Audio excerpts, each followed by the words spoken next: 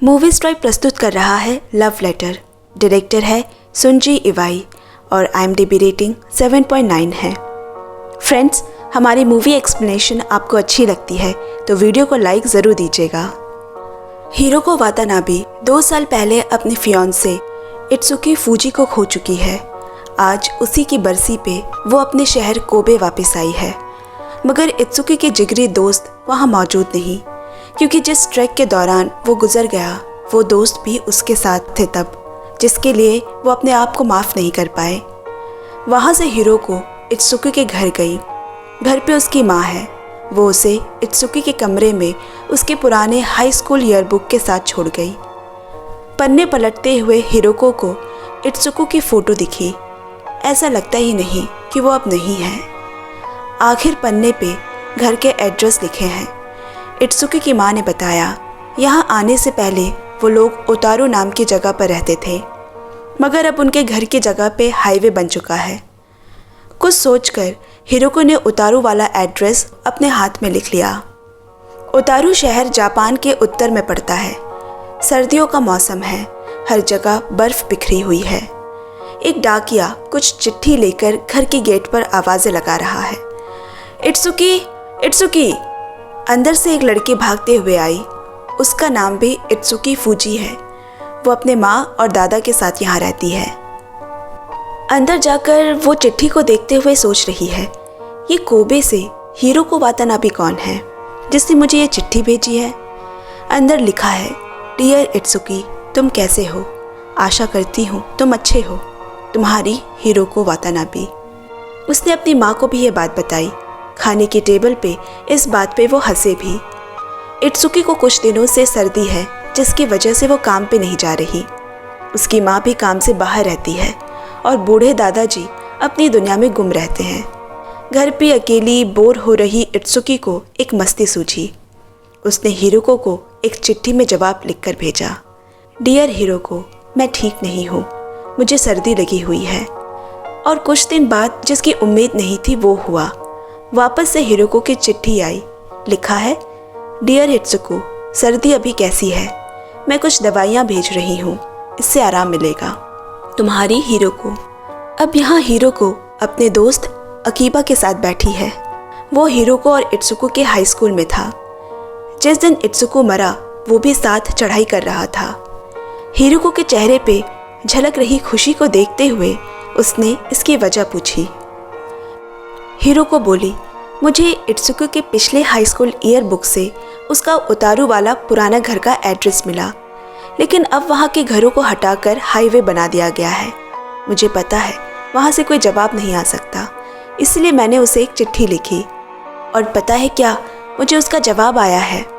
फिर उसने वो चिट्ठी पढ़कर सुनाया। मुझे पता है ये मुमकिन नहीं, पर है ना कमाल की बात।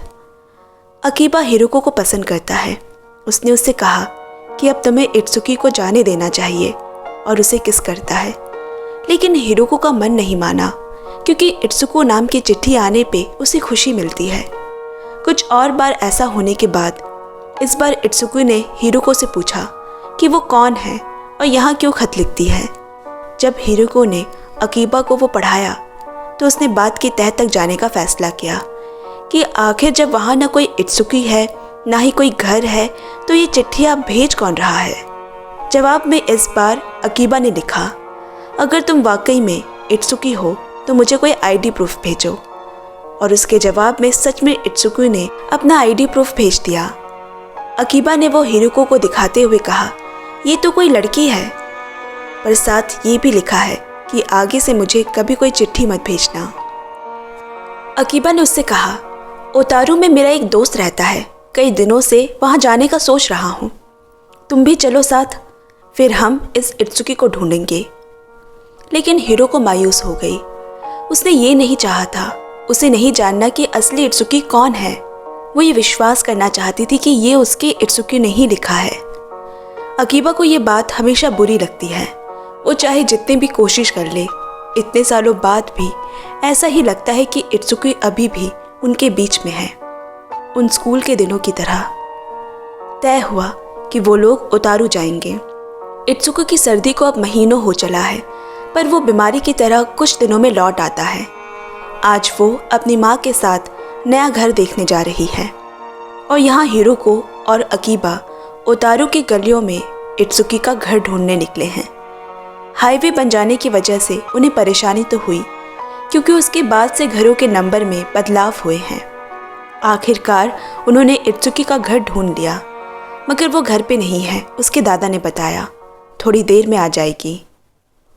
मगर हिरोको उसका सामना नहीं करना चाहती। उसके अंदर कुछ चल रहा है जो वो शब्दों में बयां नहीं कर सकती। उसने इत्सुकी के लेटर बॉक्स में एक चिट्ठी डाली। लिखा है, मैं तुमसे मिलने ओटारू आई हूँ और ये चिट्ठी भी मैं तुम्हारे घर के सामने बैठकर लिख रही हूँ। मैं जिस इत्सुकी फूजी को ढूंढ रही हूँ वो कोई और है। मैं भी पागल हूँ, पता नहीं क्या उम्मीद कर रही थी। तुम्हें परेशान करने के लिए माफ़ी चाहती हूँ। मगर वो ये नहीं लिख पाई कि अब इत्सुकी जिंदा नहीं। जब वो वहाँ से जाने लगे, एक सामने से आती हुई लाल टैक्सी उनके सामने से गुजरी जिसमें इत्सुकी बैठी है। थोड़ी देर बाद इत्सुकी को उतार वो टैक्सी वापस आई। हिरोको और अकीबा उसमें स्टेशन जाने के लिए बैठ गए। ड्राइवर ने हिरोको को देखते ही कहा, अरे आप तो हुबहू उस पैसेंजर की तरह दिखती है जिन्हें मैंने अभी अभी छोड़ा था। अब यहाँ इत्सुको ने वो चिट्ठी पढ़ी और जवाब में लिखा, डियर हिरोको, जब तुमने जिक्र किया इस शहर में मेरे ही नाम का कोई है जिसे तुम वो समझकर लिख रही हो, तो मुझे याद आया। हाई स्कूल में मेरे क्लास में एक लड़का पढ़ता था, उसका नाम भी इत्सुकी फूजी था। इत्सुकी का ये घर बहुत पुराना है, इसे ठीक कराने में काफ़ी खर्चा है, इसीलिए इत्सुकी की माँ नया घर देख रही है। लेकिन दादाजी यहाँ से नहीं जाना चाहते, उनके बेटे की यादें यहाँ बसी है। जब इत्सुकी हाई स्कूल में थी तभी उसके डैड गुजर गए थे। यहाँ हिरोको एक बार फिर इत्सुकी के घर गई और उसका स्कूल बुक निकाल कर देखना चाहा कि क्या वाकई में उसके क्लास में 2 इत्सुकी थे, और वो ये देखकर हैरान रह गई कि उसकी खुद की शक्ल बिल्कुल उससे मिलती है। उसने उसकी माँ से पूछा, क्या ये लड़की मेरी तरह दिखती है? जवाब हाँ आया। तब तो मैं आपके बेटे को कभी माफ़ नहीं करूँगी। अगर ये वजह थी उसका मुझे पसंद करने का, फिर तो उसने मुझे सब झूठ कहा कि उसे पहले नज़र में प्यार हुआ था। उसकी माँ बोली, देखो तो मेरा बेटा कितना लकी है, उसके जाने के बाद भी तुम उसे कितना प्यार करती हो। और दोनों भावुक हो गए। इस बार हिरोको ने लिखा, तुम सही थी, मेरा फियांसे इत्सुकी भी तुम्हारे ही क्लास में था। दरअसल उसके हाई स्कूल ईयरबुक से ही मुझे उसका पुराना एड्रेस मिला, पर वो तुम्हारे एड्रेस से पता नहीं कैसे मैच हो गया। मेरे लिए एक काम करोगी? उसके बारे में जो भी तुम्हें याद हो मुझे लिखकर बताओगी? उसने बताना शुरू किया। एक ही नाम होने की वजह से हमें क्लास में बहुत चढ़ाया जाता था। हमें लव बर्ड्स बुलाते, जानबूझकर हमें साथ में क्लास ड्यूटी पे भी लगा देते, जबकि ऐसा कुछ था नहीं। इसी वजह से तो उल्टा हम दोनों एक दूसरे से दूर भागते थे। एक बार क्लास में लाइब्रेरी हेड के लिए वोटिंग हुई, सबने हमारा नाम जोड़कर दे दिया। पता नहीं उस दिन उसे क्या हुआ था। मैं जब इस बात को लेकर रोने लगी, क्लास के एक लड़के से उसने लड़ाई कर ली, लेकिन कोई फ़ायदा नहीं हुआ। हमें वो लाइब्रेरी ड्यूटी भी साथ करनी पड़ी। वो थोड़ा अजीब था, उस किताबों को लेता था जिसे कोई नहीं पढ़ता, वो भी पढ़ने के लिए नहीं, बस अपना नाम उस किताबों के लाइब्रेरी कार्ड्स में लिखने के लिए। हिरोको ने जवाब में लिखा, कितनी अजीब बात है, जिस इत्सुकी को मैं जानती थी वो तो बिल्कुल अलग था। इत्सुकी ने लिखा, एक बार हमारे आंसर शीट्स आपस में बदल गए। मैं क्लास में उसे वापस नहीं कर सकी क्योंकि ऐसे ही हम दोनों बदनाम थे, तो मैंने उसका साइकिल स्टैंड पे इंतज़ार किया, जो कि दरअसल स्कूल का लवर्स पॉइंट हुआ करता था। उसने वो पेपर हिरोको को भेजा जो आज भी उसके पास संभाल कर रखे हुए थे। हिरोको ने कहा, ये मेरे लिए किसी खजाने से कम नहीं। वैसे क्या तुम्हें पता है उसे किस तरह की लड़की पसंद थी या कोई स्कूल में उसे अच्छी लगती हो? इत्सुकी ने लिखा, मुझे लगा नहीं था कि इतने अजीब लड़के को कोई पसंद भी करेगा, लेकिन उसे बहुत लड़कियां पसंद किया करती थी। एक बार एक लड़की साइना ने मुझे उसके बारे में पूछा कि तुम दोनों का कुछ चल रहा है, नहीं तो मेरे लिए बात करना। फिर उसने मुझे उसकी तरफ से इत्सुकी से पूछने को कहा कि क्या वो डेट पर जाएगा।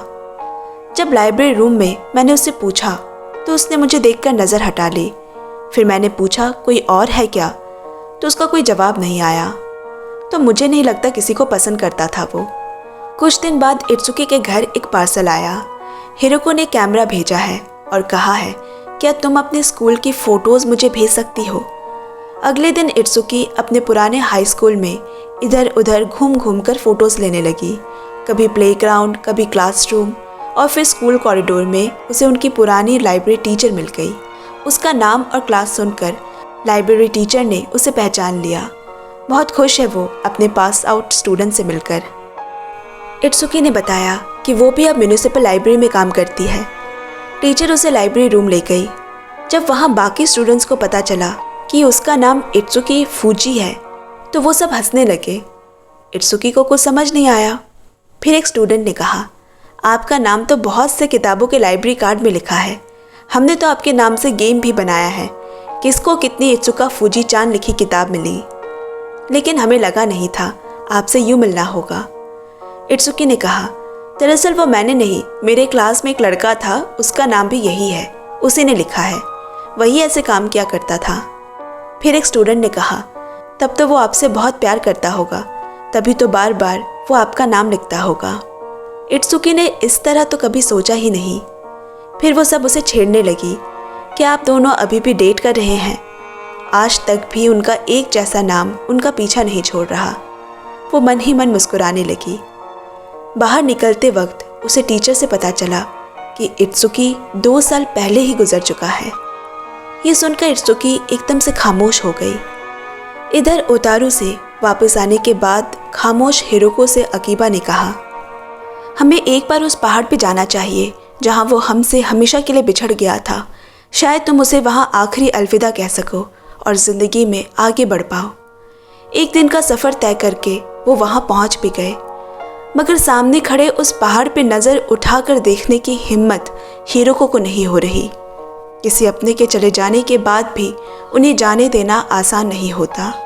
यहाँ महीने भर से अपनी सर्दी को नज़रअंदाज करती इत्सुकी की आज तबीयत बहुत ज़्यादा बिगड़ गई कि वो अपनी माँ के सामने बेहोश हो गई। बाहर मौसम ख़राब है। दादाजी ने हॉस्पिटल फ़ोन लगाया, लेकिन रास्ता बर्फ़ से ढकने के कारण उन्हें पहुँचने में 1 घंटा लगेगा। कोई टैक्सी भी नहीं। आज से सालों पहले यही हालात थे जब इत्सुकी के पापा बीमार पड़े थे।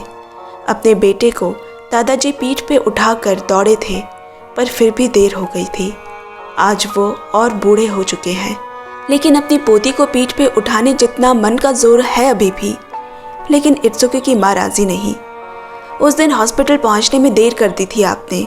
एम्बुलेंस का इंतज़ार करते तो शायद वो हमारे बीच होता। दादाजी बोले 40 मिनट। 40 मिनट लगा था मुझे उसे लादे हॉस्पिटल के दरवाजे तक पहुंचने में, और एम्बुलेंस 1 घंटे में आती। कोशिश बहुत की, पर उसका बचना नामुमकिन था। उसके बाद माँ छाता लिए और दादाजी इत्सुकी को लादे निकल पड़े, और वाकई दादाजी ने उम्र को मात दे दी। वो आज भी 40 मिनट में पहुँचे। इत्सुकी की माँ ने उसी वक्त सोच लिया कि वो अपने पुराने घर को नहीं छोड़ेगी, क्योंकि इस आदमी की जान बसती है उसमें, उसकी पूरी ज़िंदगी, उसका बेटा बसता है उसमें। गई रात बहुत भारी थी, मगर सुबह का सूरज नई उम्मीद लेकर आया। यहाँ अकीरा ने हिरोको को उठाया और बाहर चलने को कहा। सामने धुंध में लिपटा पहाड़ बेहद खूबसूरत लग रहा है। इत्सुकी वही है हिरोको, वो सामने खड़ा है। कह दो जो भी तुम्हारे मन में है। कुछ देर वो स्तब्ध रह गई, फिर कुछ दूर दौड़ते हुए उस तरफ गई और चीख कर कहने लगी, इत्सुकी तुम कैसे हो? मैं बिल्कुल ठीक हूँ। इत्सुकी तुम कैसे हो? मैं बिल्कुल ठीक हूँ। कितनी शिकायत करनी थी उससे इस तरह छोड़कर जाने के लिए, इतनी दूर चले जाने के लिए, पर इसके अलावा और वो कुछ कह ही नहीं पाई।